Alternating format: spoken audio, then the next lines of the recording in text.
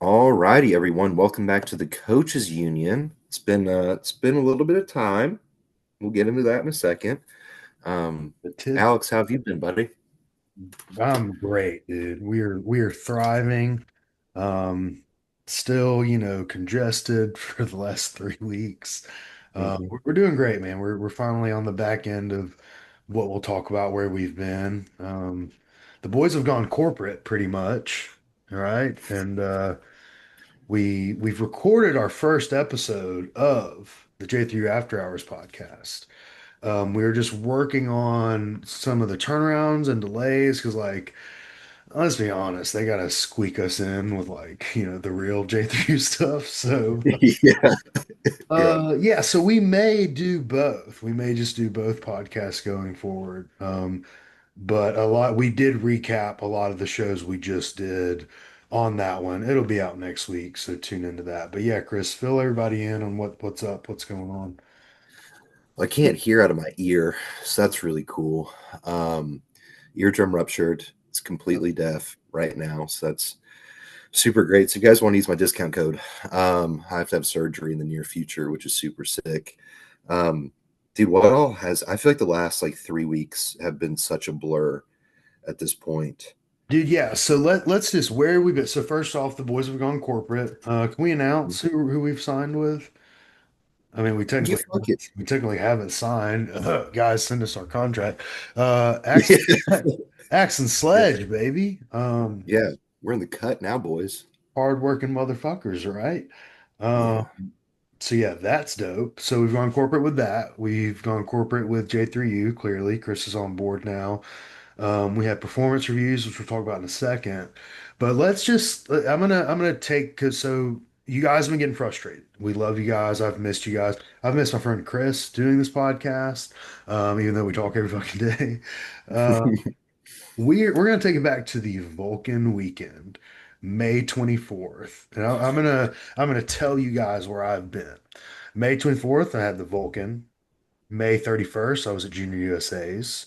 June 7th, I was in Mississippi. June 14th, I was at Battle at the River. June 21st and 20th, I was at Junior Nats. June 28th, I had a weekend off.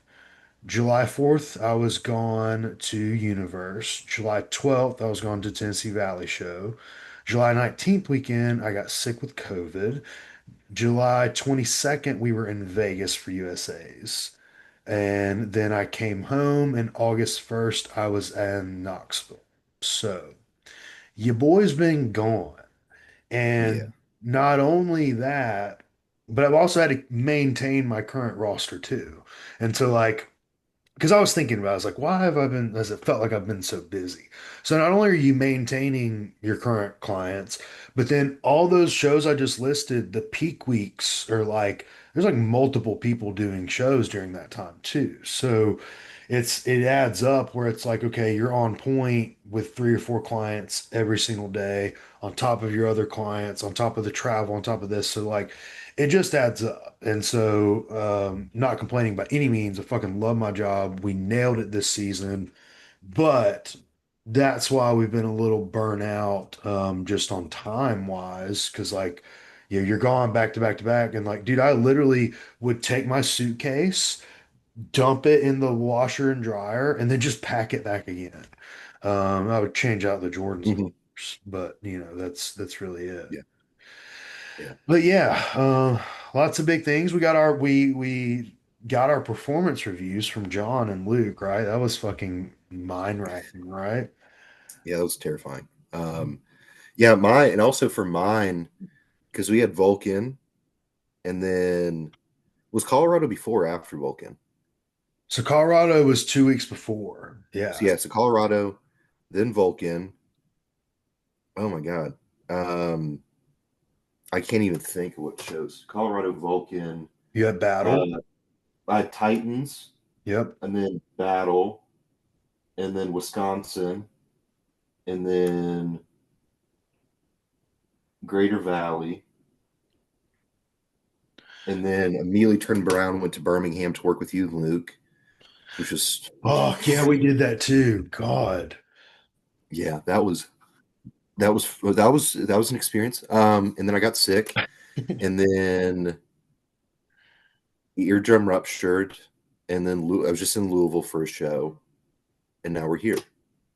And I Yeah. feel like I'm still missing stuff, dude, because it was like every week of travel for me too. Much less people in peaks, but still, You um, were also prepping too. So like, very very deep in prep, and then also trying to transition to J3U, getting all my current roster over to J3U, which has been it was a little bit of a there's some growing pains within that. Um, so yeah, a lot of great shit. I think to kind of reiterate that too, like very blessed for all these opportunities. I don't want to like take them for granted, but it has been like I finally hit like last week, and I was like, oh, dude, I'm burnt out, a little burnt out right now. Um, yeah, but that's where we live. yeah, and not even on like coaching, but just like No. just traveling. Like it Hmm. just, dude, I laid in my bed. It was Sunday night, and I ate the fuck out of some food, like just cheat meal for days. And I just laid there. It was like 9:45, and I literally was like about to cry. I was like, this is the best feeling in the world. Like I don't have to go anywhere. Like it was just, oh, it was great because like yeah, it was a lot coming through. The onboarding with J3U, so like people don't know we have an app, and like you're uploading clients into billing. You're getting a lot of wake up calls to clients who like might not abide by current billing, and so they're like panicking, and then the real it's almost like you're having to re-sign up your own clients because it's Hmm. like another in your face of like, hey, by the way, you do have to pay for coaching. I noticed that a lot when I first joined over. Um, it was like running it ourselves, man. We get pretty, oh yeah, pay us next week. Like we get pretty, lazy with it just from like, so we're focusing on coaching. But yeah, so John, we had our performance review, and I was surprised you had one, honestly, just you literally just got hired. So like, Hmm. but you told me you had one. I was like, oh shit. But yeah, it's a pretty like Luke and John are pretty hands off in terms of like they don't micromanage us, they don't like Yeah. oversee us, or it's like they're there for questions, they're there for support, they're there for weekly education calls. But like, it's not like we do our plans in unison, right? But they went through and they like contacted five of our athletes. They went through their whole plans. Like they just dissected everything we do at random, got feedback from our clients. Um, they were able to track our like communication time, like turnaround time on the app. It was a lot of stuff. Like, thankfully, I Yeah. passed, guys. I did pretty good, Yeah. thankfully. But I was like, oh shit, because you see the call email and it's Luke and John, and like when John gets in on a call, it's like, oh shit, like Yeah. Dad's here. Yeah, Yeah. Well, dude, I didn't even see my so like fortunately I passed too. I was very relieved.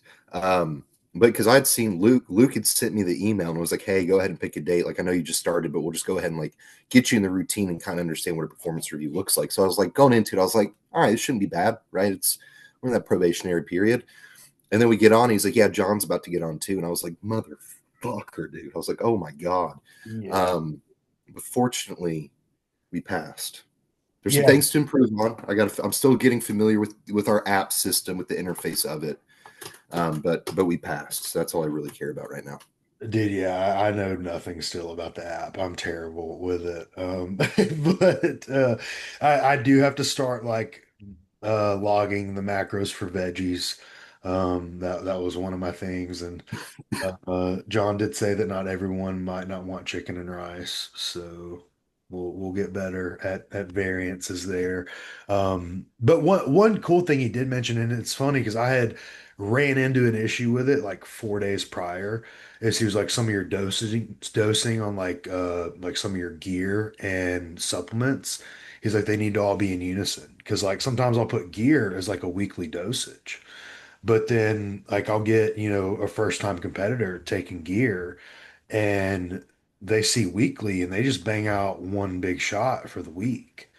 And so like I just assume that like everyone did it how I, like they know to split it up, right? But yeah, so it was little things like that that I wouldn't have ever caught. but like it makes me a better coach. And so like, Mhm.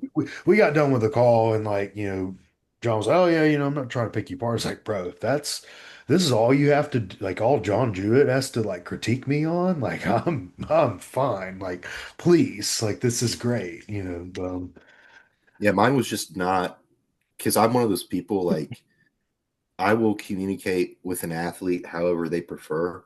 And that was like my biggest thing was like get them all to talk to you on the app. Because I have people who text me or email me or DM me or whatever. And I'm not going to be like, hey, let me not answer your question until you send it over here. I'm just going to answer it because I'm just going to put the fire out when it's in front of me.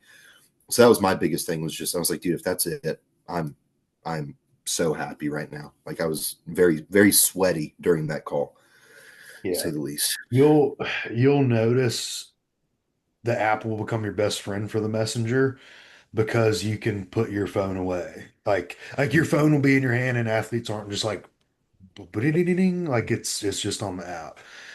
However, when you wake up in the morning and there's 43 messages on the app, just that's a lot. It Um, is. so pick your poison. But yeah, I like it, and you'll notice it too. Like as you keep getting more clients and more clients, like it's almost like a hey, don't message me here. Like you have to do it on the app because like I Yeah. get confused because I'm like you. Like if someone messages to me or they'll DM me or they'll WhatsApp me, and I'm like yeah, like okay, fix this, and then I'll forget. And I'm like, hey, you forgot we Mhm. put yogurt at meal 4 last week. I'm like, oh shit, you're right. Like, that's why we ask for it. It's not because like we don't want to talk. So Yeah. It's just try to keep everything in one place. And also too, it's like for John and Luke's sake, because they to your point, they don't micromanage. They're what I love about both of them is it's literally coming from a place of like, how can we make you better as a coach and make your yeah, athletes better? Like yeah, every conversation is led with that. Um, and so it also means that like if we have to go ask them a question, ask John or Luke something, and they need to see the messages, they have access to it, right? So then they can be involved in that. Or it's like one thing for me, dude, I had to like start actually like notating, like in the notes section, notating every update, what changes I was making. Because I've just been so used to just yeah. going that I don't think about, oh, let me also put 8-6. We did this. This is why we did it. So it's just like getting more organized, which is always a struggle. Dude, yeah, I'll walk you through my kahunas, my note sections retort. Like John was like, dude, if you ever left us, we'll know exactly what you did with your clients. But it's helpful because like you go back and you're like, okay, what did we do last week? Or what did we do, 3 days ago? Like, yeah, and the app's super cool. Like, I don't know why the fuck we're talking about this on air. Anyway, let's dive into podcast stuff. Y'all don't want to hear us talk about J3U coaching this whole time. All right. First one we got two burgers or one burger, one fry. Oh. Well, I usually do two burgers and one fry. Yeah. Um, it's got to depend. Okay, if ooh, oh, this is tough. Are we us right now? Let's do us right now and then do like clientele base because there's obviously there is a difference in the two as far Okay. as like the application of them. If I'm me right now, it's got to depend on the restaurant, which I will say I went to In-N-Out in Vegas, never have to go back. Bro, it was so trash. Dog. So What'd you get? trash. Just two cheeseburgers and fries, man. Did you get single patty? No, I got double. It was like, I don't know if it's because I got ketchup on it, but it was like hella salt. It was like McDonald's. McDonald's would have been better. A quarter pounder from McDonald's would have been better. Quarter pounder fucks. Yeah. No, dude, this is where you fucked up, and that's okay. You should have texted me, but it's fine. You get a 3 by 3 extra toasted bun, no tomato, add spread. That because this is what happened. Okay. I went to In and Out when I went to Anaheim a couple years ago, and I was like, dude, it was the first place I wanted to go when I got off the flight. I was like, this is gonna slap, and I had it, and I was aggressively underwhelmed. I was like, this is shit. Like this isn't anything special. Yeah. But then when we went to Colorado, and you said, hey, you'll get a cheat meal, and I said, yes, sir. We went, and that's when I got the 3 by 3s, and I was like, this is the correct ratio of meat, cheese, and bun. Yeah, yours, like I had a bite of yours in Colorado. It was better than what I had in Vegas. Mhm, So yeah, I don't, anyway, I digress. If I would have to go five, if I'm Five Guys, I'm going Burger Farm for sure. mhm, If I'm like Wendy's or McDonald's, I'm going two burgers. mhm. If I'm if I'm a client, and see, this is where I mess up because like I'll eat fries on like refeed meals or peak weeks. I'll use fries. So fries aren't the demon here. But like Mhm. old school me would have been like get two burgers. Like if you're trying to get big, that's probably what I'd go with even still. Yeah, I think it's tough. I think it also depends on the level of like muscularity of the individual, right? I think, especially if you're talking about like a bigger guy, I would probably lean towards two burgers first. One, so we can get more fats in, and still try to keep food like more food density involved. Now, if it's like, granted, if it's like a bikini girl, I'm gonna say like let's get a burger and fry or like a chicken sandwich fries or something like that. You know what I mean? Dude, I've seen some bikini girls like throw down on like two Oh, burgers and fries. It's and like it's impressive. It's it's impressive. yeah. I'm like, woof, what are we doing? But no, all seriousness. The yeah, and so like it's got to be good fries. So it's got to be McDonald's fries or it's got to be Five Guys fries, like Chick-fil-A fries. I don't really fuck like Freddy's or Culver's. Dude, Mhm. Shake Shack slaps. The fries are trash though. Like I'm going. If I'm at Shake Shack, it's two burgers all day. Yeah. Well, Shake Shack too, bro. You like if you get one burger and one fry, you're not going to be full. Their No. burgers are not big enough. Yeah, I'm with you there. And you know what else pisses me off is if I pick it up and drive it to my house, it's cold. Dude, it's soggy. Drives me nuts. Five Guys will be hot. Five Guys burns my mouth 30 minutes later because the damn foil. Yeah. Anyways, I think we know what we're doing here. Five Guys all the way. It's just the burgers. Yeah. What I like about Five Guys too is they don't have freezers. That's part why their burgers are so expensive because it is fresh ground meat every day. Yeah. Yeah. And so when you pick up, like, even if you order Five Guys, like a pickup, like online or like call it in, they don't cook your fries till you get there. And Hmm. that is a game changer. So, Absolutely. Five Guys, if you'd like to be our next sponsor, please hop on. Going corporate, baby. Yeah, Use our code. we're all in.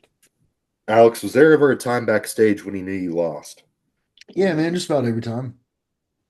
Just about every time I competed, Chris. Um, Okay. no, this is a good question. So, honestly, um, my best two shows, um, I don't know. I never really felt like I was gonna lose. Like that was never in my mind when I competed, and I knew I wasn't the best bodybuilder backstage. But like I just never really like in Kentucky, it's my first time doing an open heavy class. I remember texting Trey Cosper and was like, I think I got this. And like he was like, yeah, like whatever, dude. And I was like, no, like I really think I got this. And like Hmm. I got outsized. I came second to like a and I thought I looked better than the guy that won, but it Hmm. was something that and then even at the state show, like I was super small, but like I didn't feel like any of those dudes could beat me. Like I just Hmm. didn't. And so like I think that's something to keep in mind. Like regardless, if you can or can beat them, don't just go back there and like, oh, they got me, like Hmm. that's not like if anything, it's cool to be impressed by it, but like don't be freaked out by some of the Hmm. freaks that show up.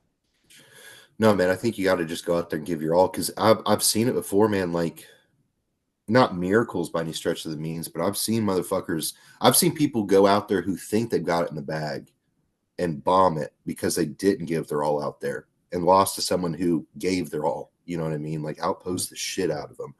Um, I for sure had that feeling. Junior nationals, dude, I knew when we were getting our tans on that I was fucked. Like I knew before anything that I was fucked.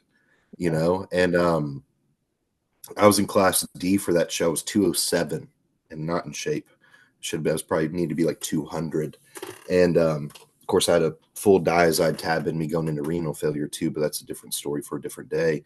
And the the first call out, every guy was like 6'3" to 6'5", barely making weight. And I in the lineup, I was like, if I don't get last, that'd be kind of cool. It's like Yeah. where I was. I still went out there and gave my all, but I was like, I got like bottom of second, top of third call outs, and I was like, fuck it, dude, that's where I am, you know? Yeah, and I'll say as a coach, like obviously not being backstage, but like so sometimes I'll do go backstage, but most of the time, like if I'm the coach backstage, I'm usually calming the athlete down. I'm like, I can think of a couple occasions this year. I'm like, dude, we got this in the bag. Like, Mm-hmm. what are you talking about? Mm-hmm.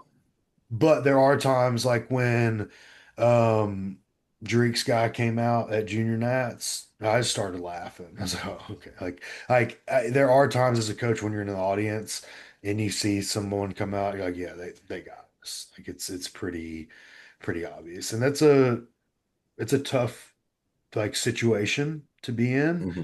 because like your client's getting beat. Um but my mentality was always like, well, I'm at least gonna push them. Someone's Mm-hmm. got to stand next to them in the photos. So like, fuck, why can't it be me? And like, if Yeah. everyone's in all with that person, well, like, isn't it kind of a cool thing that I was able to push them a little bit? Like Mm-hmm. that's kind of was always my mentality, and it's even still my mentality as you go to nationals.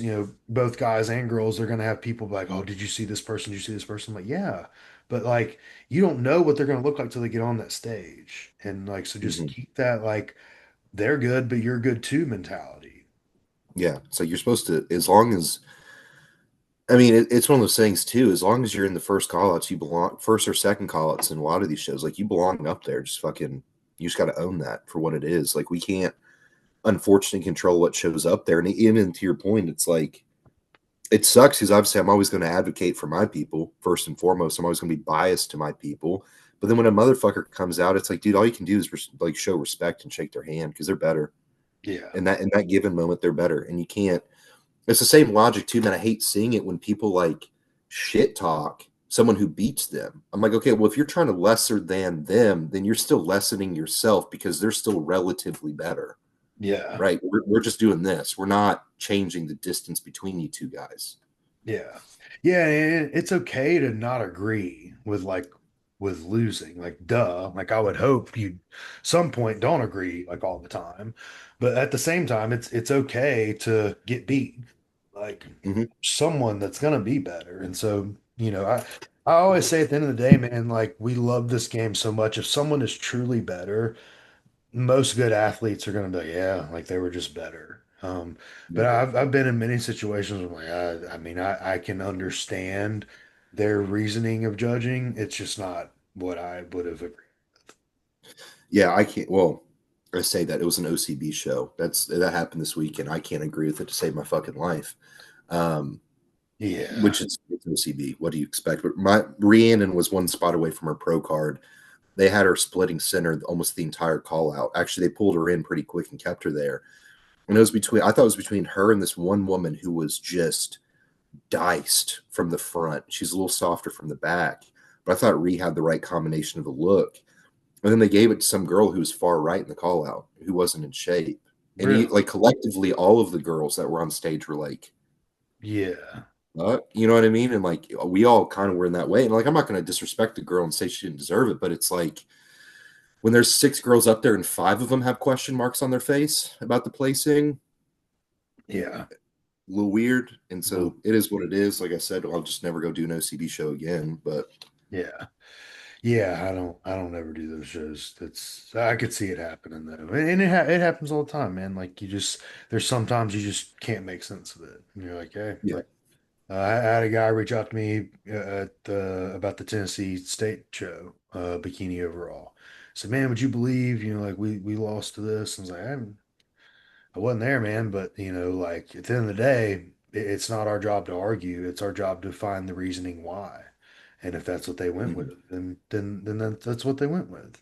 Like we can't Yeah. change it. Like it doesn't do us. It was like 4 days later. Like, it doesn't do us any worse to like, it doesn't help us to argue about it or to be pissed off about it. Like, yeah, it is what it is. Like, can you understand why? Like, okay, well, that's what they're saying. Fix it and move on. Yeah. I thought my girl probably should have won, but again, I agree. I can also understand why we didn't. Like, it's Mhm. not what I would have picked, but I can understand. Yeah. It's where that's the hardest part, man, is like going to your athlete afterwards and they just like, especially when it's like a true novice or a novice competitor, and you're just like, we'll have to wait and see. Like we'll have to talk to them and see what they have to say. Cause it's like there's just it's awkward. Not for us, but it's not like for us as coaches, but it's just like I don't like having that conversation where it's like we get off stage, I'm just like, fuck if I know. As Yeah, better as you do. It's like none of us knew that day, right? Um, but again, to the point, like, man, I've lost shows. My feedback was my tan wasn't dark enough, or that my trunks were too big, or this, that, and the third. And it's like you just gotta say thank you and show your respects and come back and try to make sure that's not an issue ever again. That's all you can do. just take it and run with it. Because they, yeah, just take it and run with it. More in it on that one. What drives you to be a coach, not just client success? I don't know if I want to say this out loud. Okay. I, dude, I'll be honest, man. Uh, I was at a show.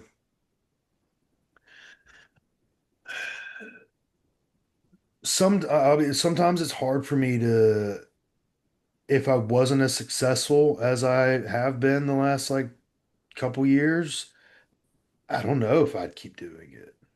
Like, not the like aspects of like coaching and working with clients, but like, yeah, fuck it, man. This is an unedited, unfiltered thing. It's just how I feel right now. But like, I don't go to many shows that I don't have like wins at, right? And I know that sounds very arrogant and whatever, but I just like there's been times I've looked around and like I see people who never win. And I can't say that this would be fun for me if I just went to the 10 shows I went to and didn't fucking win any. I don't think I could be fired up to go. Like I just Yeah. don't. And maybe that sounds bad, but like I think after a while, like that would fucking suck. Hmm. So yeah, my client success, but not just and that's the thing. I don't want to get caught up on the wins because like there are times like this, like at the Knox show, man. Like Carla getting on stage for me was a win. Like it was Hmm. nice that Ruben literally won like his novice class, but like where Carlos came from in life and being grandma at 47, like that's a win enough, right? Hmm. Like that's like I don't need more than that. And so there are wins outside of like literal first places. But yeah, I don't. I look at some other teams and some other coaches, and I genuinely don't think I could be like continuing to go if I just never won stuff. Like that's not fun for me. No, dude, I think that's completely valid. I mean, mine comes there's a lot of whys as to why I do this. Ultimately, like I know my purpose in this world is to serve people, and I've found that through coaching and being able to make an impact and like lead people in a way that avoids them having to make the same mistakes that I did when I self-coached for years or working with shitty coaches in the past or whatever it may be. Like that's like my driving why, like the core belief system that I have for myself. But I know that I could find a means to serve people regardless, even if it wasn't coaching. And so, like, I mean, dude, I've come to you many times and been like, fuck, bro, I don't know if I'm supposed to even be doing this, right? Like, I don't know if this is where I'm supposed to be. Like, there's always those moments of self doubt because you want to produce. And like, I've obviously, had the last year and a half has been really good for me. Um, but I'm the same way. Granted, I was just raised in a way like my dad told me, he's like, if you're going to do something, don't suck at it. That's it, point blank, period. Whatever you do, just be good at it. So if I wasn't good at this, which I wasn't good at it for a long time. Let me preface, like it's taken years for me to like figure out and kind of get to the point that I'm at. But like if I wasn't continuously like having class wins or overalls or top three placings, I wouldn't want I wouldn't want someone to put faith in me, Yeah. right? If I don't have faith in myself, I'm not going to let someone put faith in me and put blind trust in this, right? So it's like, I think it's completely valid, right? But to your point, like, dude, the first time I put Levi on stage, it was to honor his late father and just to like have fucking fun with it. And we got first call outs, and it was my Olympia for him because he just wanted to do a show to honor his dad, right? And we've seen where it's gone from there. And so it's these moments where it's the whys that I have behind closed doors with my athletes that continues to like add to the value and the purpose and why I do this. And then those placings are just like icing on the cake that we all get to see, but we don't get to understand like the deeper connections that I have with a lot of my athletes and why I care about doing this. But even like outside of client wins, it's just like changing lives. Yeah. Like, that's why I did all this, right? Like I helped my best friend lose 130 pounds when we were 17 years old. I've seen how it still changes trajectory of life. And that's what I knew. I was like, I want to do this for everybody, right? Because I could see how that changed and helped mold him into who he is today. So it's like I don't care if it's hey, I want to go win a show or I want to lose 20 pounds. It's like let's fucking go. Like that's all I care about. It's just being able to be the cheat code to get you there. Right. It's like or it's like, I've said it in numerous posts. It's like tell me you can't and I'll prove you wrong. Like that's all I give a shit to do at this point. It's like, no, we can do it. If you try, we can do it. Yeah, and I think that's what drives me as a coach is like, I don't have a chip on my shoulder to like do right by people because I was wronged by a coach. Like my coach was great. Mm-hmm. If anything, I just want to pass down everything that was done for me to the next generation of people. And Yeah. you know, like the people who genuinely want to be competitors to like instill that work ethic in them and like show them what it genuinely means to be a competitor. And Mm-hmm. like it's like I love bodybuilding. I love this stuff. And so like there's just a reason why I do things the way I do things and I expect them to do it that way too. And then it does lead to the result that we want because it's like, yeah, that's how it's supposed to be done. And I Mm-hmm. think the more the industry gets away from like the tried and true like hardcore principles of bodybuilding and what bodybuilding fucking is, the more I just double down on it and I'm like no no no no no that like this is here to stay. Like a Mm-hmm. barbell row is a barbell row until we're fucking dead. And like Mm-hmm. that's just my mentality with everything. We're gonna eat chicken. As long as you like chicken, we're gonna fucking eat it. We're gonna eat rice. We're gonna eat some oatmeal. Like, and we're going to body build. Like I don't come in here with the fucking the gluten-free pancakes and the fucking syrups and all that. Like that's not my style. There's plenty of coaches out there who can give you that style and can do that with you and you may even win. Like I'm not saying their style's wrong. It's just not my style because it's not what got me to the dance. It's not what's gotten everybody else I've coached to the dance. So like one of the best compliments I got, man, was like not wins or anything like that, but these two promoters were like, and they're judges, they're like, I just appreciate everything you do for our sport. And they Mm-hmm. said our sport, like it's yours, it's mine, it's ours.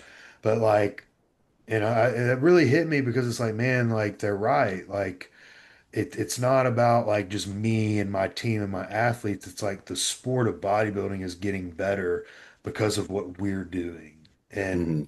that's all I want, man. Like that's yeah. So I think that's what drives me. The competitiveness in me that drives me too. So yeah, but at the end of the day, like you said, like I find wins outside of literal first place wins. Yeah, dude. I think it's just like in both our cases, I just want to leave this better than I found it. Yeah, yeah, and As long as I do that and I've changed some lives in the process, like I've done all that I've set out to do in this lifetime, truthfully. Um, this industry's fucked up, man. I just got a new client yeah. who with a popular coach, and dude, the drug cycle she was on, it broke my heart. Like it made me sad. Mm-hmm. Like it made me sad that she went through that. It genuinely made me fucking sad. And outside of seeing the good potential as an athlete that she has, I was just like, man, I just need to do this right, just for the sake of like that's not her last like taste of bodybuilding. A Because like hundred percent. what he had her do was fucked up. Yeah, dude. up. Um, so yeah, I think that more drives me now is like proving that we're better, how we do things is so much better than anyone else. Absolutely, dude. I see, bro. I just got one girl hasn't competed yet. 100 milligrams of test, 4.5 milligrams of retatrutide, bikini. Yeah, Crazy, dude. it's vile, dude. It's stupid because again, it's like we've talked about this before, but like writing writing a plan, like a decent plan, is not hard. Writing a pretty good plan is still not that hard. Writing a great plan should not really be that hard if you've gotten good at understanding this whole process. But like I see people where I'm like, you have to be putting more effort into writing this dog shit, god awful fucking plan than if you were to just do an hour of research in your own time. Yeah. Like I think it takes more effort for how terrible some of these plans are. Where I'm like, I'll get a plan from whatever new client from a former coach, and I'll like sit there and read it because I like to like try to reverse engineer their thought process, right? So I make, okay, I see why we're doing this, or I can understand why we're trying this out, da da da. And I get more plans these days where I'm like, I have no good fucking clue where this ideology or whatever it's supposed to be came from, where I genuinely cannot figure out for the life of me how they came up with it. Yeah. Yeah. It's like it's the plans that's like this doesn't even make sense. Like Yeah. what is and you try like you said you try to think backwards and you're like I don't get it. It doesn't make sense. But that and it's like I have a new guy and we had just like gone back and forth in our DMs a couple times and he's like, dude, you've already talked to me more than my coach has this whole year. And Mm-hmm. I was like, what are you talking about? He's like, yeah, like, are you always this responsive? I was like, well, yeah, you're asking questions. Like, what's up? But Yeah. like, I don't know, man. I guess I just don't know how to be a piece of shit. Like, and just not talk to Not people. care. But bro, like, there's literally coaches out there who charge more than us and don't talk to their athletes. Like, Mm-hmm. they just don't speak. And it's just sad. Pisses me off. It It's, yeah, pisses me off. yeah. I Dude, think it that's drives what like motivates us more now. it genuinely like drives me up an entire fucking wall because I'm like, one, shame on you for thinking you're worth that much and somehow convincing a human you're worth that much. But then two, like programming is just writing a workout and a nutrition plan. Coaching is everything that falls within that, within like human connection and learning how to get an athlete to do as they need to, right? That requires communication. Yeah. Simple fact of the matter. And it requires effective communication and consistent communication. And for me, I tell all of my athletes this the first time I talk to. In order for us to have a good relationship, we need three things. We need to set expectations of one another, what I need from you and what you need from me. We need to set boundaries for each other of what you don't get to do and what I don't get to do for each other. And then we communicate to uphold those two things. As long as we do that, we will have a grand old fucking time. Yeah. How hard, right? It's like all you do, just care. And also to the fact of the matter is like if you don't care about people, don't coach, go sell insurance, go do anything else that can make you significantly more money than this, where you don't have to do that. Yeah, and that's what bothers me nowadays, man. It's like there's so many people who I don't know. We'll just shit on other coaches another day because we have more Yeah. time. But Fuck them. Tips for people wanting to become a full-time coach. don't do anything that we just said other people do that is bad. Yeah. I think that the problem nowadays we run into is coaches look at the coaches driving the Corvettes and the Lambos and the G Wagons, and they think that that's like they want that. They're like, oh, I want to do that. I want to make a killing coaching, and you see coaches selling, be a 6, 7 figure coach, make X amount of money, like it's and it's nothing wrong with that, but like you're getting coaches now, like people getting into coaching who don't want to coach. They want to make money because they don't have Hmm. anything fucking else to do. Hmm. I did this shit broke as fuck because I loved it. I worked two other jobs and I loved bodybuilding and I coached because I love this fucking sport. I coached people for free. Hmm. I coach people for $50, $100, Hmm. $150. I didn't have a fucking sales plan and a X amount of posts a week. I was that guy on email, emailing and texting people their plans because I wanted to bodybuilding coach. I didn't care Hmm. what division. And that's the problem is now is like people, it's like, no, I'm not going to give you my seven principles to be a prep coach because they don't fucking exist. You have Yep. do this for years, years and years. You have to get good at it. You have to have a trial person, like, hey, you want to try this for free? Cool. Let me coach you for free. Let me just try it out. Let me see what I can do. And then you do that with someone else, and you do that with someone else, and then you charge someone $100, and you slowly start to learn, and you invest into J3U, into Scooby Health, into all these other, who else we got? We got the ECA people. You have a lot of opportunities out there to learn, but you need to do it because you want to do it and because you want to coach, not because you want a fucking Lambo. Yeah. Yeah. Because here's the thing. This is what I'm gonna say too. Like, I obviously followed in a similar path as Alex, right? Where I coached for free. For hell, there's a time where I was paying my buddies to try my programs, right? Like when I was in high school, just to try to understand it, right? And then I coached for free for a long time because I didn't know you could charge for this shit. And then it was $50 a month, and then it was 75 a month, and so on and so forth. And I worked other jobs around that. And any person in the gym that would let me, any trainer, any coach, any whatever, I would shadow them. I would beg them to let me follow them around. I would beg them to let me ask them questions. Um, and I just invested. Like, this is what I've told a lot of people. I'm like, if you are not doing this 40 hours a week, fill the remaining time with self-education. Like if you're coaching 10 hours a week, find 30 hours out of your week to learn, right? And every aspect you could ever fucking fathom. Um, and do that for a very, very, very long time. Because the other thing I will say is, especially a lot of these, business mentors or whatever, they're falling into this vein because they aren't successful coaches. Hmm. Because if they were still successful coaches, they would still be doing that. So they've realized, oh, I'm not doing shit here. So now I'm going to tell you I can teach you how to get you there, even though I'm not there in the first place, right? It's very redundant. Um, Coaching five people for the first time feels overwhelming. And then coaching 10 people for the first time is overwhelming. And then 20 is overwhelming. And then 50 is really overwhelming. And then 100 is extremely overwhelming. And it continues. And you have to train yourself on how to be able to manage that and your boundaries and everything to be able to uphold and continue to provide the same quality service to those 10, 20, 50, 80, 100 people. If you want a Lambo, you need to be coaching 200 people a month, realistically, Yeah. right? Realistically. And those are 200 people. And I say this with all because I love my job and I love that people trusted me.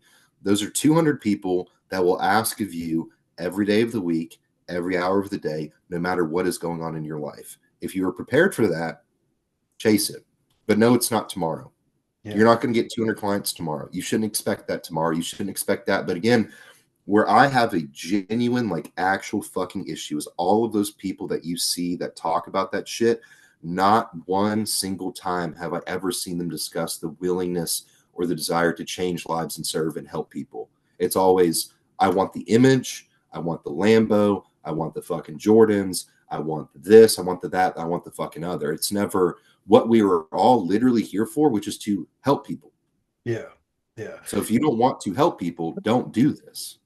And I appreciate me coming up and coaching when I did because to me there was no money in it. It was like you did it because like you enjoyed it and you loved it, but I didn't think that I could do it for a living. So Mm-hmm. like but I loved coaching, and so the benefit to that is I don't know how to be any other way. Like Mm-hmm. I was just with two first time athletes at a show, and I was talking to the husband. He's a huge listener of ours, so shout out to him. What's up, dude? But I was talking to him, and he asked, he's like, "How many clients do you have?" And I told him. He was blown away. He's like, "Are you serious?" It's like, "Yeah." Like what? Like is that like what'd you think? And he was like, well, you are always there for her. You always respond. You always like you treat her like she's your only client you have. And I was like, good. That's what I want because I don't Hmm. know how to do it any better. Hmm. Like I stress when I'm traveling and have to send out messages like, hey guys, I'm not gonna be able to get your check-in until tomorrow. Like I feel like I owe my people stuff. And like my people are like, oh, you're the fucking man, dude. Like go have fun. Like we'll kill it. Like they're checking in on the athletes, but like people ask all the time, like I don't know how you do it. I'm like, I don't rest. I don't stop. There's not a Hmm. single day of my life that I am not coaching, and I Hmm. love it. I wouldn't trade it for the world. I genuinely, I tell you all the time, I feel like we're living in a fucking movie. But like 100%. you see these new coaches come on and they don't understand that side of it. And it's like you have to I don't know. I don't know. I would feel bad for coaches trying to start now because everyone's a fucking coach. Yep. Like I don't know any advice other than I would tell you you need to find and I tell this to some people. You need to find your position in this field that you're in. Starbucks' position is, customer service. Not Starbucks.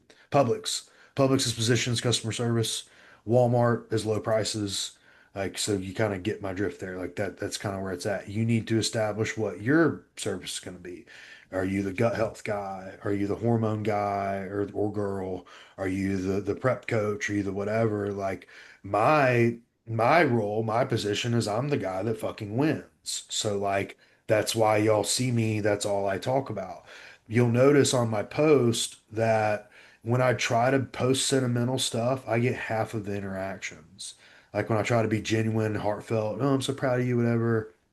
People want to see the memes and fucking me talking shit and beating my chest with a Denzel Washington photo at the end of it. Like Yeah. that's what they want to see because that's the position I've now put myself in. And so Hmm. like just find yours. And the worst thing you can do is try to replicate someone else. Like you can't try to be me or Chris or a Jewett or a Luke. Like you have to find your own niche in this community we're in. Yeah. You need to, what I would say is if you're just starting, invest in education first and foremost. So, because the most embarrassing thing you can do is take on a client and then not have a remote idea of what you're supposed to be doing with them, right? That being said, so you invest in education. I'm always going to turn to J3 level one. As somebody who's been doing this for 10 years, I still learned plenty and I still apply a ton of it almost every day. I look back to it a lot. Um, but you do that and you find one person and you say, hey, I'm going to coach you for free and we're going to learn this together. And you set that expectation up front of, I don't know everything. I know this from this accreditation and we're going to figure it out. And you treat it like it's their fucking Olympia, right? And you don't go and boast on Instagram and boast here and there and talk this big talk. You just wait until you have a transformation to produce. And then you say, hey, look what we did. And this is how we did it. And this is how what worked. Da da da da da. And then that should attract maybe another person. Or maybe they'll tell their friend about you. Oh, Joe Schmo was great to me, man. He was always there for me. Da da da da. And then you get your second person. And now you coach the first person and you try to do the same for the second person. And you get familiar with doing that with two people and learning how to coach a different person because everybody's different and how they need to be approached. And you rinse and repeat. But you don't make this, because I see it a lot, you don't try to put the image before the results. Make the results happen, and then you can have the image with it, right? You can have the facade, you can have the fucking whatever, but it's really awkward to see some of these coaches or quotation that one trying to talk the biggest fucking talk and setting this massive expectation that doesn't need to be there, and then they don't deliver, right? Because that's like, if we Yeah. just wouldn't have done this and just produced this, everybody would think that was great. Yeah. You know what I mean? And just start there. That's all you need to do. Yeah. You don't have to because it's all about how you deliver it. It's all about perception, right? Like what people think. But like you shouldn't have to point at how good of a coach you are. You shouldn't have to, like, this guy was one of my friends commented on one of our posts was like, I love the aura farming that you do before shows. And like I do too. I obviously enjoy it, but like that would also suck if I didn't like deliver on it, right? Like Really awkward, that'd dude. be really fucking awkward. Like I'd probably go take it down. Yeah. But like, at the same time, like I don't I'm at a point where I don't have to make posts on like uh look at this, my peak week process is great. Look at my prep process, look at my off season process. Like you just post enough of the results and people just know. Like that's the point you should get to is where you don't even have to introduce yourself to people. Mhm. I was at the Knox this last weekend, was walking by this light heavyweight. I was like, hey man, you look sick up there. This was like, I'm a fan of bodybuilding. And he was like, Mhm. wait, are you Alex? And I was like, yeah, what's up, man? And like, but he already knew who I was. Not I'm not like trying to flex or whatever, but like you just go about like being yourself and like delivering over and over again and just being genuine. All I did was speak to that guy and tell him I liked his physique because it was fucking amazing. And then Yeah. that opens up another door, another way. Hey, meet my wife. Hey, so and so wants to work with you actually. Would you mind talking to them? And like that's like the genuine process of coaching, gaining clientele and things like that. Like it's just like, you don't like I don't go park my car out front and like tell everybody to go look at it.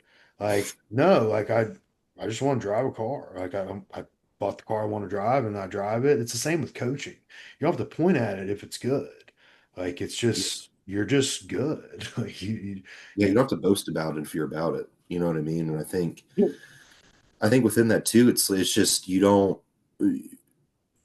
Some people tend to like oversell themselves and then underdeliver, and that's very quickly how you develop a reputation in that, and then people don't come. But if you just, it's a be patient. I think is the biggest thing too, because you can like, I don't know about you, dude. I can smell desperation from some people on social media where it's like, oh, 3 spots available, 2 spots available every week. I'm doing a scholarship. If I can give you any advice out there, if you're wanting to get into coaching, do not post. Do not like, please, for the love of all things holy, don't post that you have like X amount of spots available because yeah. that's the quickest way for us to know that you're full of shit. Because I have infinite spots available right now Mhm. within reason.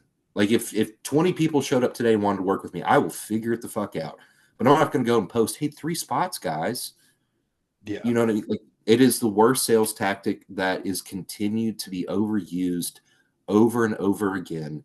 And again, you look at the best in the industry. You don't post it. John doesn't post it. Luke doesn't post it. Cam doesn't post it. Jansen wasn't posting it. Yeah. Fucking P Tour's not posting it because people just go, they go to their page and they go, holy shit, I'm gonna reach out to that guy.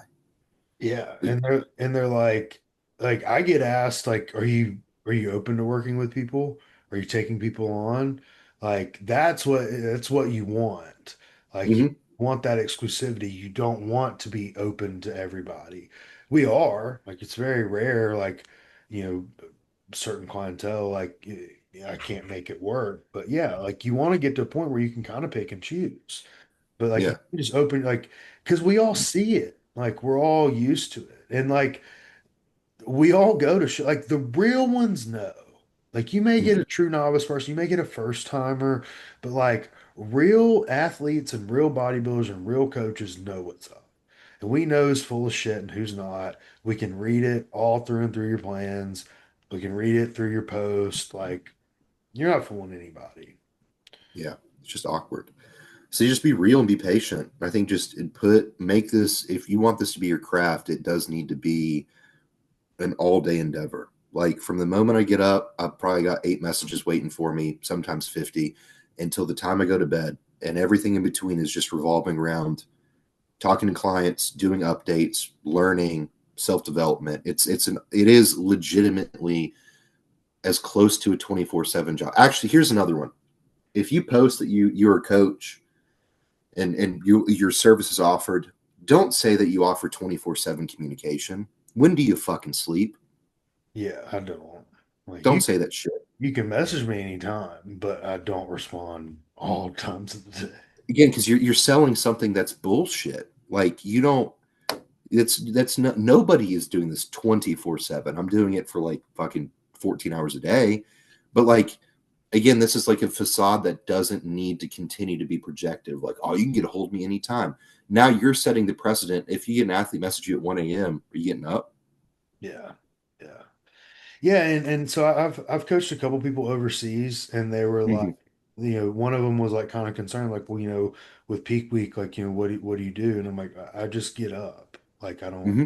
like, it is what it is. And they're like, well, that's a lot. We're in different time zones. Like, I know, like, there's no other way around it. I just wake up, like, Hmm. because it's my job, and so that Hmm. comes with it too. Is like sometimes the time zone they don't give a shit. Like, and you Hmm. can't give a shit. But that goes back into you have to love your job. You're not getting up at 3 a.m. your time because the client's on stage live streaming somebody in Korea because you want to fucking drive a Lambo. Like, Hmm. you do it because you love bodybuilding and you want to see your work and how it went. Like, Yeah. that's the name of the game, man. Yeah. That's my 10 p.m. block in my schedule. I've got a client out in Australia that I'm working with a figure or physique pro. And that's when I respond. That's when I get my training footage from her is 10 p.m. every night. And that's Yeah. what I do at 10 p.m. every night to make sure that she gets what she needs when she's in the gym at that time for her. That's her afternoon the following day. That's what I signed up for. It's like, fuck it. I think it's fun. It's like I've worked with people like in Japan and Tasmania, and it's like, I think it's almost more exciting that someone from across the world wants to work with me. So I'm going to like make a point to be there for them. But that's where I think you have to understand as a coach, like we are in service to our athletes. So in a certain sense, we are putting ourselves, like I say all the time, my boundaries are what my monthly rates are at this Yeah. point. Like what my monthly rate is you are getting access to me as much as you can. And some people get their money's worth and some people don't. And it's like we just have to be there. You have to be present at all times. And if that's something that you're willing to do, then run after this shit. But understand to like develop a reputation and a track record, it takes years. Like I put my first body on stage in 2018. Yes, 2018 was the first time I put someone on stage. And it's been the last 2.5 years that I've actually been able to like showcase what I'm capable of as a coach. But I've been coaching since I was 16 years old in some capacity. It's been Yeah. 11 years to get to this point. And I don't think it could have been done any quicker.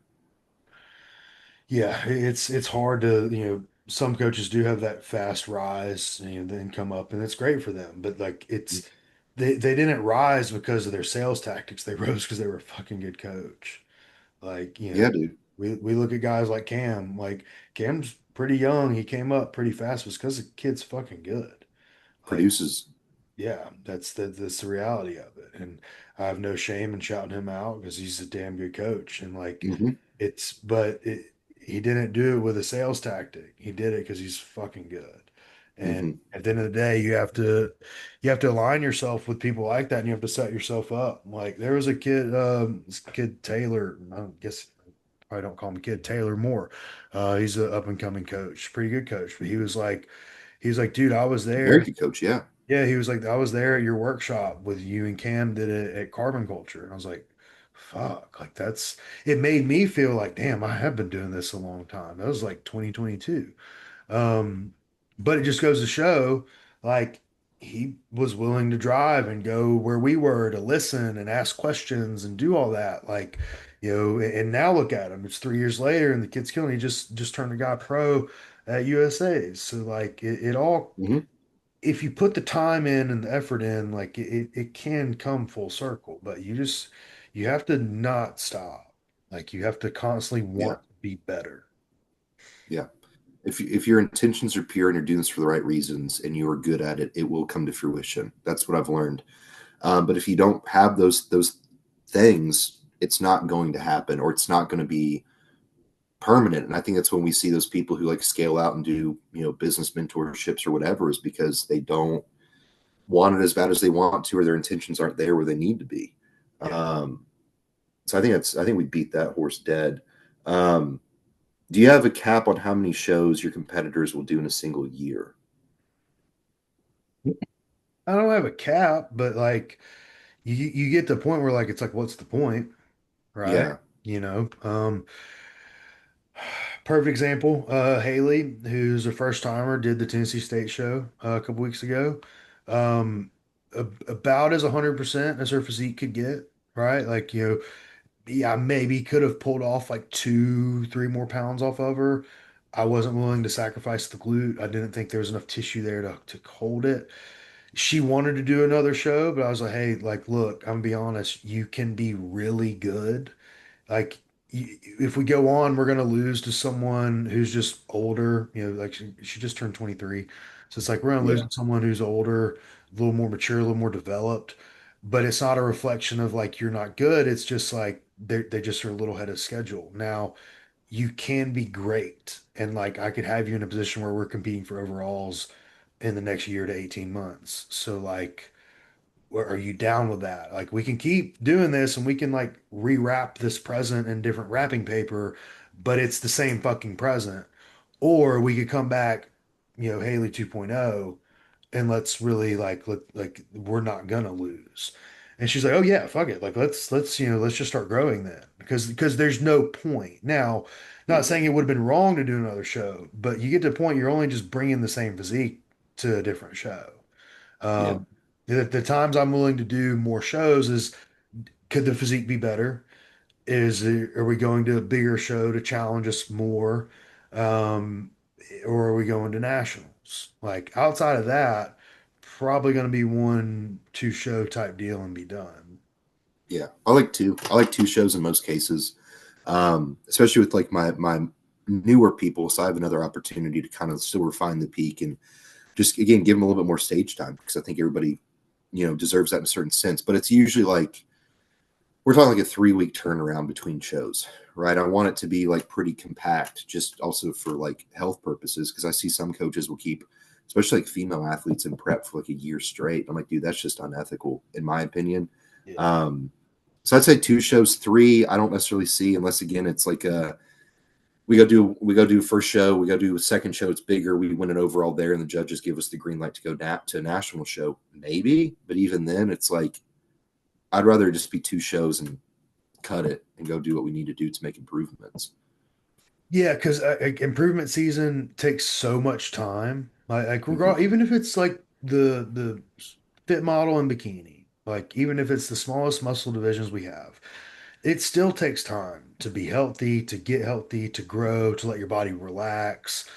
Um, it's just like you can accomplish so much more in the off season. The prep and the show is just like the icing on the cake. The like, hey, like this is the final step in this physique. It's not going to get much better. And then Mm-hmm. and then it's like, okay, what do we need to fix? Like, I can't add more glute tissue in 3 weeks. I Mm-hmm. can't, So again, it goes back to like you're saying, like, do we want to? Can I fix something in some way? Can I try a different look? Like Austin. Austin had nothing to prove between Battle and Greater Valley. I just wanted to see if I could bring a different look. I wanted to try some new things on them. We did. Um, I personally liked the morning look of the first show, the nighttime look of the second show. But like all in all, his physique really didn't get much better. Like big terms, his what we needed to change still needs to be changed, and that's just Mm-hmm. time. And so Yeah, I think so many people want to keep going, but to prove like that they're better, to prove that they can be better, and it's like you don't have time to be better. Like it, yeah. there's not enough time to get better. I mean, that's what we ran into this season. You know what I Yeah, mean? yeah, dude. Yeah, You know? that was a perfect example because we had like 2 weeks. And I was like, oh, that's definitely not enough time. But then we had even 6 weeks. It's like, man, like it is, but like it could be 100 in 11 months, 10 months. Like it could be like we can try for like 90, 95%, or we could be 100. And so it's like it goes back to that conversation we had about being like an athlete manager almost. It's like what's the best situation I can get my athlete in for true success? Mm-hmm. And like if I didn't think you were going to be as good as you're going to be, then yeah, well, yeah, bro, fuck it. Like let's go. Let's see what happens. But like if you're not an athlete, I want to just see what happens. Yeah, yeah. We're gonna come back, boys. Um, ooh, let's see. The worst or most stupid impulse prep purchase that you've made.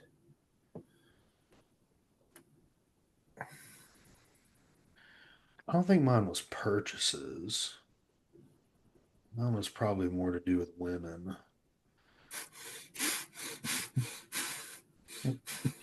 Okay. being being honest. Uh, yeah. Well, I bought my X5 during prep. I was 3 weeks out. It was definitely impulsive. I don't regret it, but it was definitely an impulsive decision for sure. Mm-hmm. Mm-hmm. Um, what else? I haven't prepped in so long. I'm sure. Yeah. Yeah, I don't think my worst decisions were buying anything. I didn't really have the money to buy much back then. I think I'd be fucked now. I think I'd fucking buy a house now. Um, Yeah. back then, I was just like excited to buy like tuna steak. Mm-hmm. Trying to think of ooh. I mean, shoes. I purchased quite a few pairs of shoes this prep. Um, I bought a California King bed. That was pretty impulsive. You had one bad night of sleep. Yeah, it was like numerous bad nights of sleep. It was also it was not it was way less expensive than I anticipated it. But yeah, I woke up one morning after a shitty night of sleep, and I've had the bed behind me for many years, and I was like, dude, fuck this, I need to get a new bed. And so I went on Amazon, started looking up reviews and stuff. And by the time I had gotten up and went and did cardio and came back, I had a bed on the way. Um, and I love it, dude. So I don't even think I was stupid. It was just very impulsive. Um, I don't know, dude. It's usually just like shoes and tattoos. That's what I buy every fucking prep. Yeah. Yeah. Those are shoes. Yeah. I'll buy those a lot. Supplements. I'll go through Yeah. phases like I do that now. Like, not anymore. Shout out Axe and Sledge. But Corporate yeah, but I used to impulsively buy, like, I would just be like, oh, I'm going to buy the whole lineup of this brand. Um, clothes. Yeah. It's mostly just like, yeah, clothes. I would do that too. I'd be like, yeah, fuck it. I found a new brand. Let me buy like 4 shirts or whatever stupid. Yeah. I have a lot of clothes, a lot of hats. But now I don't have to worry about that because Uphill, use my code Chris to save at checkout. Shout out Jason. Um, I think that's really it. yeah, What type of client is the hardest to coach? Lifestyle, prep, or pros? pros Yeah. for sure. Yep. Yeah. Yep. Just because, and luckily I haven't had any bad experiences with pros. But I've had some friends who have, and when you are a pro, like it's pretty easy to like know what the other pros are doing. It's also pretty easy to like, oh, I'll just go to Patrick Tour. Like, you don't like what I'm saying? Fuck you. I'll go to Chris Aceto. Like they don't. There's not a lot of buy-in at that Mhm. level. Mhm. Um, you're also dealing with a lot of like more genetically blessed people who can get away with a lot. They probably got away with a lot getting to that status. And so it's like you're having to still like teach them non-amateur habits, but they're a professional. Um, Mhm. those are pretty common. Um, lifestyle usually is the best. Mhm. Yeah, I don't want to say that. Uh, I love my roster. Yeah. Um, I feel like I have a good mix of like wanting to I deal with lifestyle with the intentions of one day competing. Yes. I love that realm to play Big fan. in. I love the realm and like I've won a class, I've done okay in some classes, but I won an overall. I love that realm. And then I love the Mhm. realm of like I want to be a pro and like I've won Mhm. some shit and I know I can be a pro. Those are I love those Yeah. realms. Yeah. I don't have and this may sound weird, man. I don't have this like fantasy of coaching Olympians. Mm. Like I don't. And maybe because I just feel like it's just not attainable. Um, like I think I can get people turning pro, competing and winning pro shows. Therefore, we go Mhm. to the Olympia. But like, I don't know. I just think it's out of reach for me to think that like, yeah, fucking, I don't know, Nick Walker. Like, I'm never in Nick Walker's radar to coach him. You know what I mean? Like, Mhm. I don't think I'll ever Mhm. be in that mix of names. But I don't have like aspirations to be either. Yeah. Well, I definitely think too, to add to that, I think getting someone from here to there is going to be a lot more gratifying than just getting someone who's already there. You know Yes. what I mean? Yeah. Um, I would say for me, like I've worked with a couple pros and it's not been super, super great. I had one, it was a pro figure competitor. This was years ago, who um, base injectable androgens that she wanted to run was 450 milligrams a week on top of orals. And I said, let's not do that. It was 150 test probe, 150 primo, 150 MPP. I was like, let's not do that. And they left like 3 weeks later because I just wouldn't been, because they were like, well, I don't care about side effects. And I was like, well, I care about adverse effects and my reputation. So that was, we did not see eye to eye on that one. So that was, and it was just like, it was weird working with a pro who also didn't understand like milliliter to milligram dosages. Like I would have to like they'd like send me a picture of their syringe so I could like tell them where to go. It was very, Yeah. very interesting.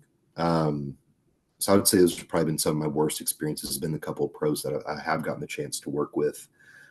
But I work with mostly like the lifestyle moving into prep right now, and that's where I kind of love it because I get to kind of again teach and avoid the mistakes that I had made in that chapter of my life. Kind of give them all those cheat codes. Um, I love my prep people too. But again, dude, I tell people all the time, I don't whether it's we're losing 20 pounds or we want to go win an overall. I don't care.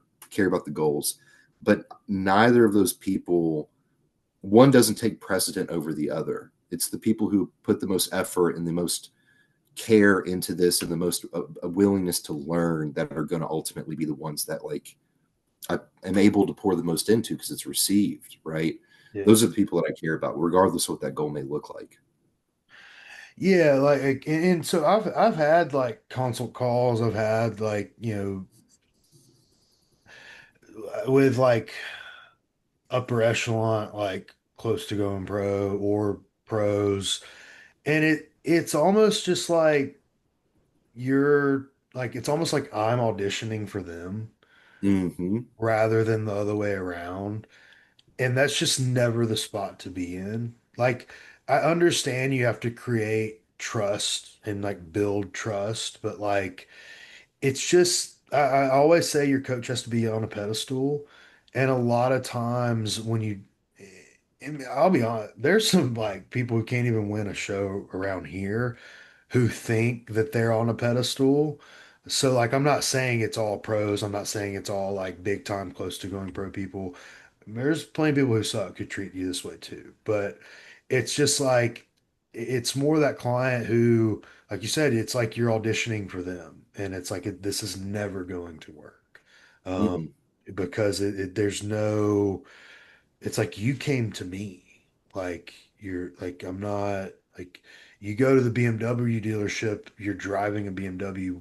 Don't ask why I don't feel like a fucking Mercedes. Like Mm-hmm. this is what you got in the car for, you know. It's the same thing. So like yeah, I don't that's probably the biggest hurdle you'll deal with, and I don't deal with it honestly. I'll be the first person to hop on calls. I'll give my honest critique and feedback, and I'm like, yeah, like I know for a fact you can like I'm willing to give you your money back right now, but like this is how Mm-hmm. I'm feeling. This is what I'm thinking. Usually they're like, oh shit, well, hey, thanks for being honest. Yeah, I kind of like that. Or they're like, oh yeah, thanks. I have four other phone calls. I'm gonna find someone that fits. I'm like, great. And I know I'm never gonna hear from them again. That's like, Mm-hmm. cool. Like, I don't, I try to nip that shit in the bud, like right there, because I don't want to deal with that in 4 weeks or 4 months. Like, after I've already spent time creating plans for you and putting effort in. Yeah, dude, it's like it gets very. Oh, it's just disrespectful, right? Because you saw value in what I'm doing. You reached out, you went through the whole process, you paid the bill, and then you get to me and you're like, okay, well now what are you going to do for me? And it's like, well, this is the dynamic of respect needs to be mutual, right? Like there needs to be a mutual respect between both the coach and the athlete. And it's like I shouldn't have to beg you to trust me at this point if you've gone through all those steps, Yeah. right? And there are people like, because we coach coaches, we coach big athletes, and like there's sometimes like Austin Brown, for example. I love coaching him. I Mm-hmm. love coaching him. But a lot of what we do, like when we first started, it was like, hey man, I just want you to tell me what to do. I was like, okay, cool. But like the dude's smart, he's good, Mm-hmm. and he's Mm-hmm. fucking huge. So Mm-hmm. like while I do need to be the end all be all authority figure that makes the yes or no, which I've done it a few times, but like I also want to know what he's thinking. Mm-hmm. Because whether he voices it out loud to me or not, he's still thinking it. So I would rather know like what he's thinking.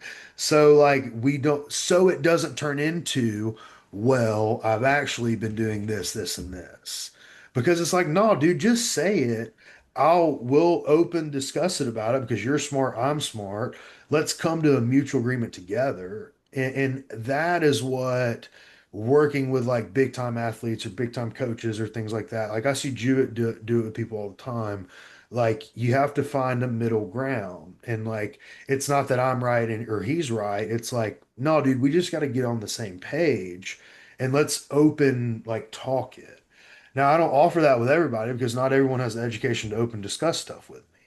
But Mm-hmm. like even with you, dude, like I'll go into your stuff like, hey, here's what I'm thinking, here's what I'm doing because I want you to like also chime in, but yeah, that makes sense. Or hey, well, what about this? I had good success with this. So like, I'm not saying we have to just be like the fucking battle axe that comes in and like, no, we're not going to listen to what you say. Sometimes it's really fun to like go back and forth with athletes on what we're doing, but like Absolutely. you gotta be pretty like high up in the education realm for us to be able to do that. And around for a while too.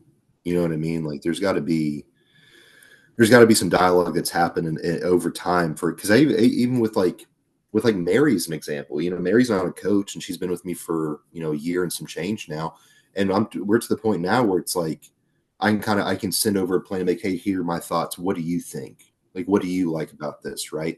Or she'll ask me questions like, hey, like this is what I'm thinking. What do you think about that? I'm like, cool, let's talk about it. Or Anna's a great example. We do that all the time, and Yeah, it's more fun for me because now it's like because I always, to me, client success always comes from consistent adherence, and that's what we expect of them.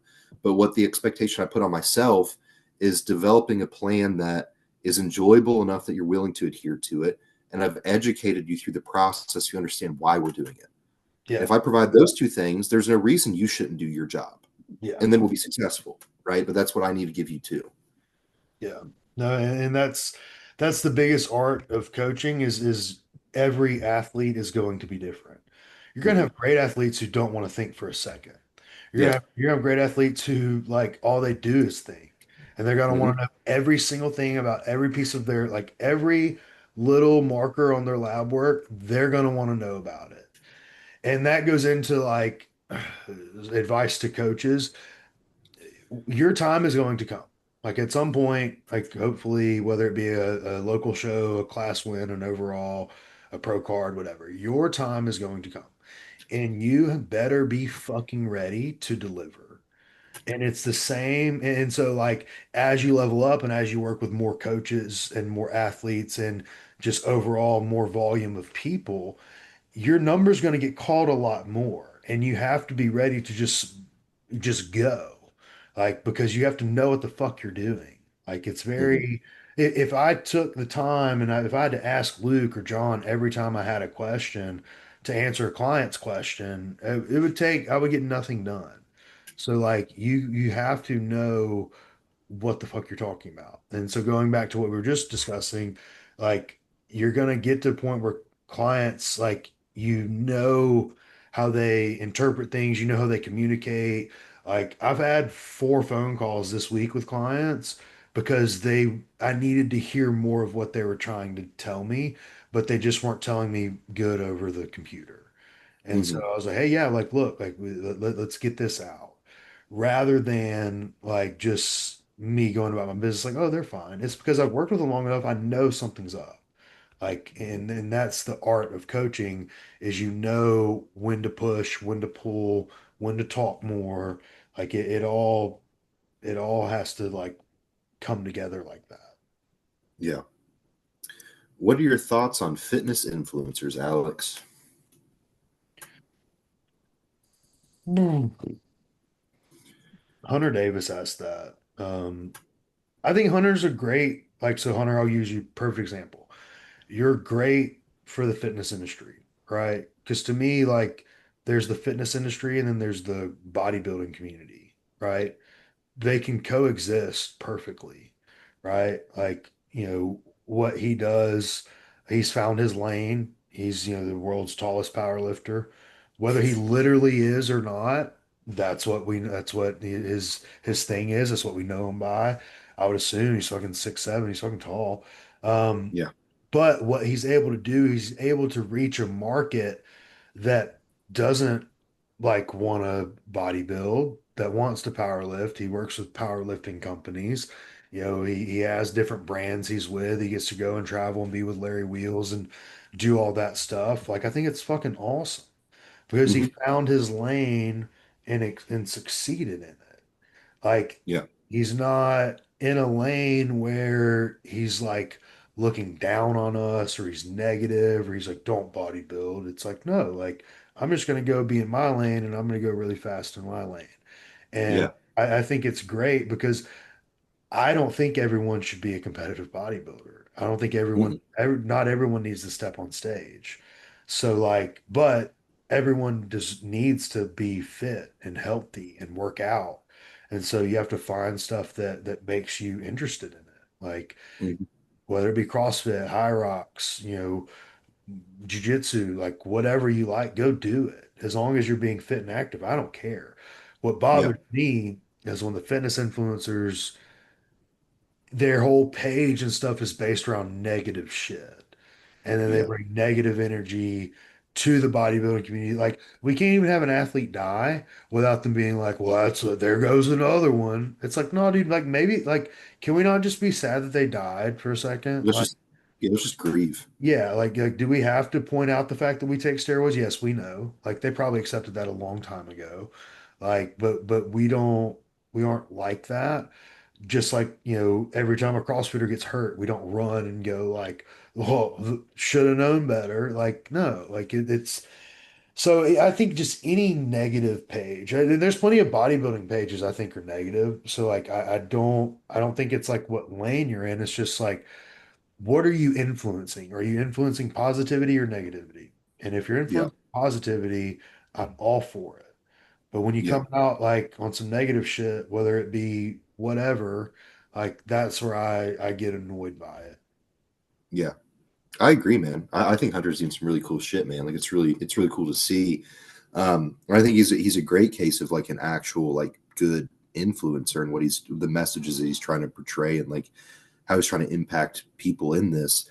I think the issues that I have are like the influencers, especially on like TikTok and shit, where they're spreading so much misinformation due to just pure willful ignorance, right?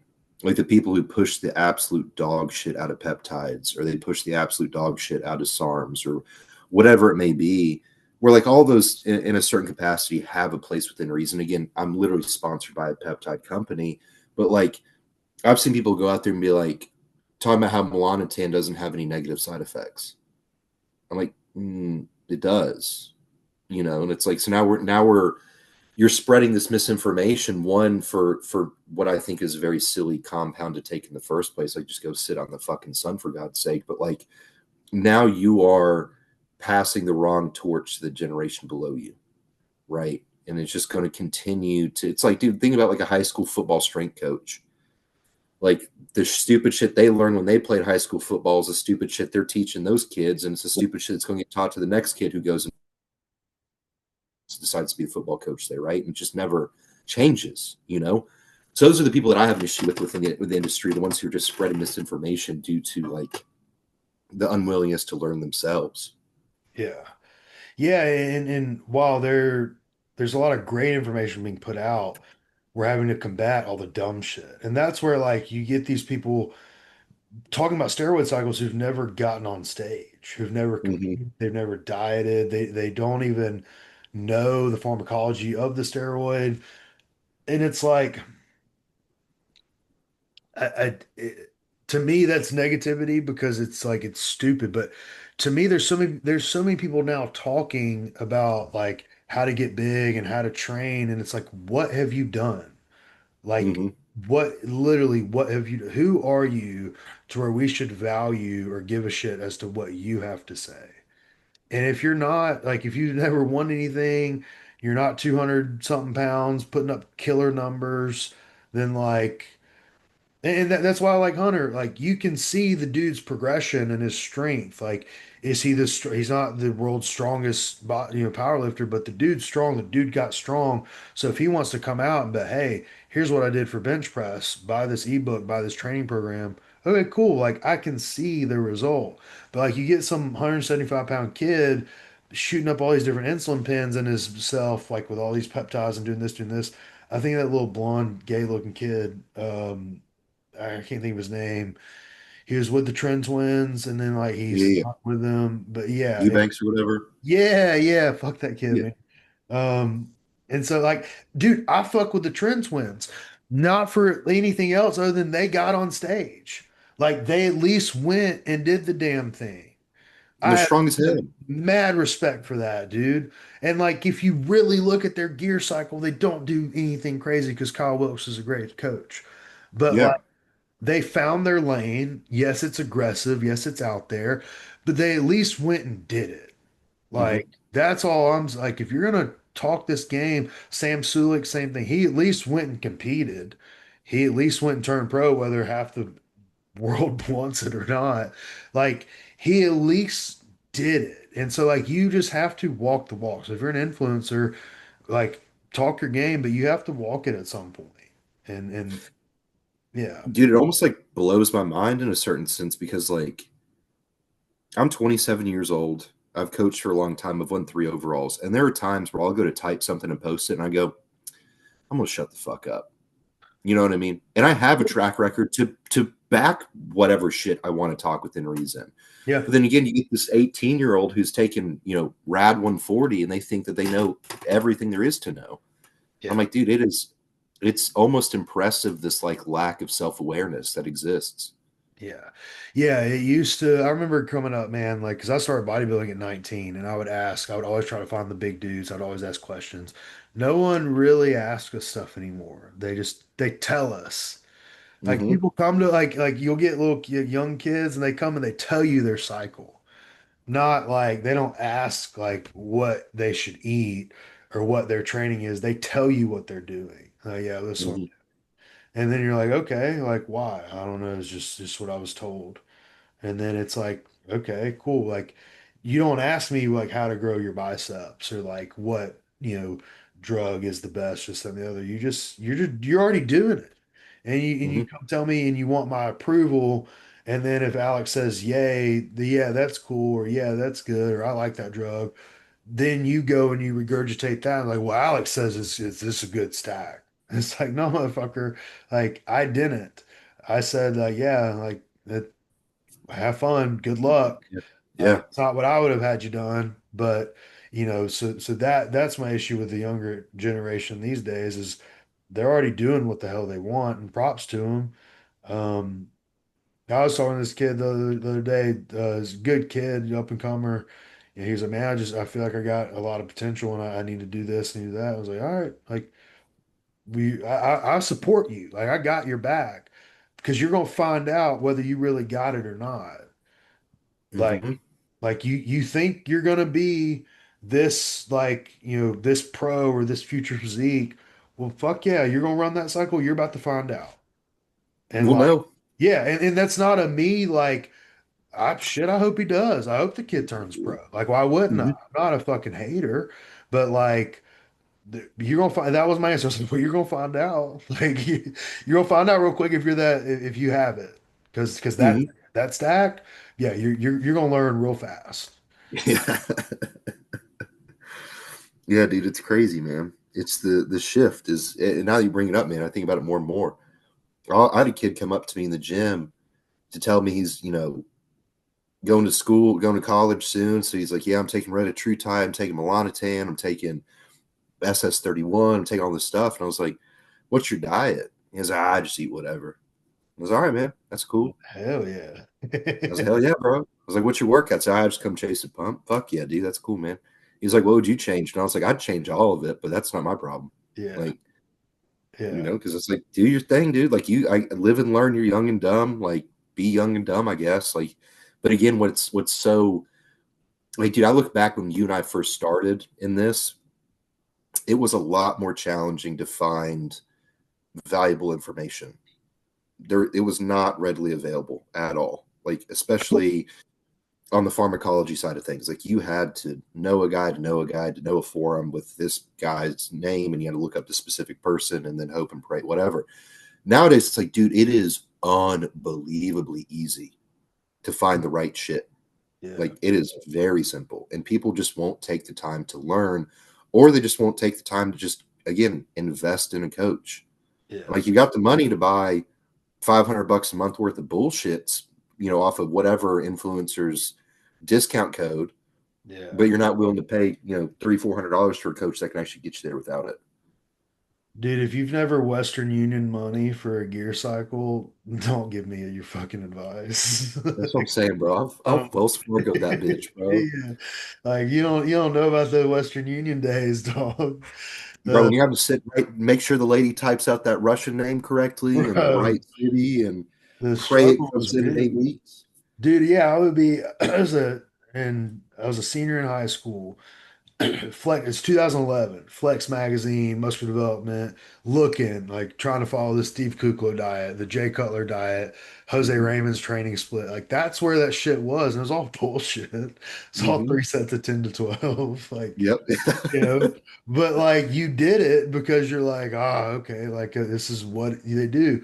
There was no talk about drugs, like None. no, none, but it gets passed down from the locker room guys and all that, and then we're all doing the same shit, and then finally people come out with better stuff. But it's like for the longest time, man, you just did what you did. Blood work didn't exist, and but honestly, I kind of prefer that than like if I was a kid now, I'm 18 and there's every fucking peptide under the sun I gotta go take. Like, I don't think I don't know. I don't think I could do that. That would stress me out. I couldn't afford it. No. Fuck. And I was going to say, are they using their allowance for that shit? Because I didn't get, like, there's no way. I was Dude, broke as a joke. I struggle to But, like talk myself into buying peptides now. Like no. y'all motherfuckers in high school, like college, like buy me some. That's That's insane. crazy. Yeah. Red True Tide's like $150 for 10 milligrams. Yeah. Like that's expensive. Yeah. It's like a month supply, maybe. Yeah. Fuck that. That's what I'm saying, dude. Fuck that. Um, got anything else, Alex? No, it just feels good to be fucking back, man. Yeah, we're It's back, dude. it's the best part. Guys, we're sorry. It's been a lot. Um, so we're gonna figure out, like, as far as posting schedule goes. So it's either gonna be like alternating weeks between coaches union and J3U after hours is what we're trying to figure out, just to make sure we're still getting an episode out every week. Now that things have slowed down, at least until like later into the fall, I know we can uphold that schedule for sure. So we'll definitely, whenever the J3U after hours comes out, we'll be sure to post links to that. So be sure to subscribe there as well, so you can see us. Like, we're first episodes with Luke, get to learn a lot more about Luke Miller. Next episode we're going to be doing with John, so we'll definitely get to learn a lot more about him, which is going to be super sick. So we kind of get to see a little bit different sides of those guys and a lot of the other coaches on the team as well. So again, thank you guys for your patience. I've received many messages about this. Leave us a 5-star review if you still love us. Subscribe if you still love us. Share with a friend if you still like us. And Yeah. until next time, thank you for listening to the Coaches Union.